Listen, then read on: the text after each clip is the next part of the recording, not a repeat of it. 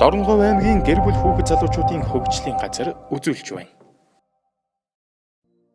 Та хотын хүүхдийг гэртээ амрааж байгаа бол хүүхдийг хүлээж авч байгаа төрөл садан найз нөхөддөө захиж анхааруулах.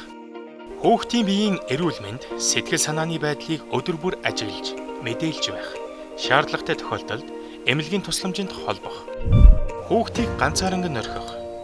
Дэрэгдэн архи тамхи, зохисгүй үг хэллэг хэрэглэхээс татгалзах. Зохисгүй үйлдэл үзүүлэхгүй байх. Мотоцикл унах, сундлах, мориноос унахаас сэргийлэх. Хүүхэдтэй эерэг элэгсэг харилцах. Юмс үзэгдлийн учир шалтгааныг тайлбарлаж, таниулахад анхаарах. Гэр бүлийн харилцааны эерэг уур амьсгалыг бүрдүүлэх. Монгол ах үе, ёс заншил, ёс суртахууны талаарх мэдлэгийг нэмэгдүүлэх. Ажил хөдөлмөрийн дүр суулгах, зөвлөх, холбогдох утасны дугаарыг тэмдэглэх. Шаардлагатай тохиолдолд заавал холбогдож мэдээллээрэй.